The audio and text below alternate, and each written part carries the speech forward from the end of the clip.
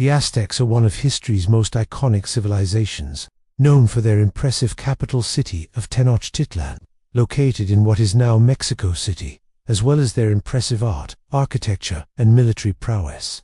They dominated Mesoamerica for over 200 years until the Spanish conquered them in the early 16th century. But how did they become so powerful? And how did they fall? Welcome to Facts and History. The Aztec people were the last great civilization to rule central Mexico before the Spanish arrived. They created one of the largest empires in pre-Columbian America, controlling much of what is now Mexico and Central America at the height of their power. In fact, by the time the Spanish arrived, there were hundreds of different Nahua-speaking societies within Mesoamerica, with the Aztecs being just one of them. The others weren't nearly as advanced as the Aztecs were, which is why we remember the Aztecs more than the others. However, it wasn't all that long ago that they too were just another small Mesoamerican society. So how exactly did they go from obscurity to regional dominance to continental prominence? Well, the answer lies in one word: migration. The exact origins of the Aztec people are shrouded in legend and mythology, but historians believe that they originated in the northern valley of Mexico around the year 1000 AD. The name Aztec comes from the Nahuatl word Mexica, meaning those who came from the place of the moon. According to their own legends, the Mexica or Aztecs were told by their god Huitzilopochtli to migrate south until they heard the sound of a flute. Where they heard the flute would be their new home. So guided by this prophecy, and likely following wild game herds southward, the Mexica traveled through hostile lands inhabited by nomadic hunter-gatherer tribes, all the while growing in numbers and influence. Finally, after years of travel, they arrived at Lake Texcoco in the year 1248 and built a small village called Tenochtitlan, which would eventually grow into one of the largest cities in the world. From there, the Aztecs began expanding, first into the surrounding lake district and then further afield. They established a number of subject states and vassalages, all the while maintaining their independence. But in the year 1325, the surrounding states formed an alliance and attacked Tenochtitlan. The Aztecs, however, defeated them, and this victory marked the beginning of their rise to prominence.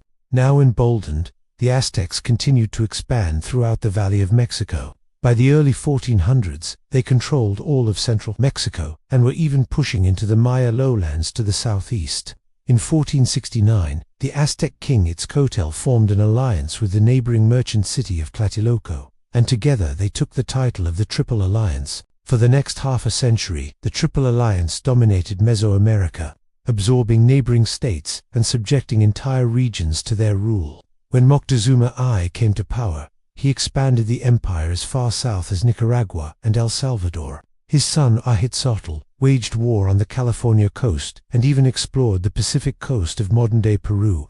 By the time of his death in 1502, the Aztec Empire covered almost all of Mesoamerica and was arguably the most powerful and influential empire in the New World. So what made the Aztecs so successful? Well, part of it was certainly their military prowess. The Aztecs fielded massive armies composed of both professional soldiers and conscripts from their subject states. At its peak, the Aztec army numbered around 250,000 men, making it one of the largest militaries in the ancient world.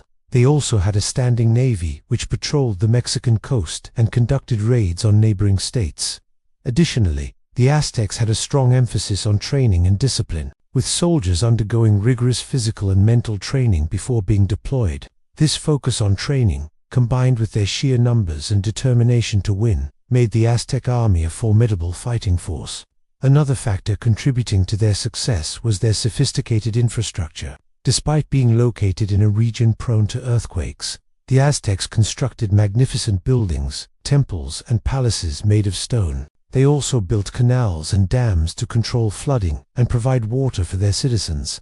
In fact, the Aztec capital of Tenochtitlan was one of the most densely populated cities in the world at the time, with an estimated population of 400,000 people. What's more, the city was divided into neat blocks and neighborhoods, each with its own government offices, schools, and public works. Moreover, the Aztecs developed a complex system of roads that connected the empire from one end to the other. These roads were used for trade, communication, and military transport, allowing the Aztecs to quickly move goods and troops throughout their domain. Furthermore, the Aztecs had a vibrant and diverse economy. They grew a variety of crops, including maize, beans and squash, and they also engaged in trade with neighboring states. In fact, the Aztecs were known for their beautiful textiles, pottery and jewelry, which they traded throughout Mesoamerica. They also had a strong tradition of merchants, who played an important role in the Aztec economy. Finally, the Aztecs had a deep and complex religion that provided a sense of unity and purpose for their subjects. They worshipped a pantheon of gods, including Huitzilopochtli, the god of war, and Tlaloc, the rain god.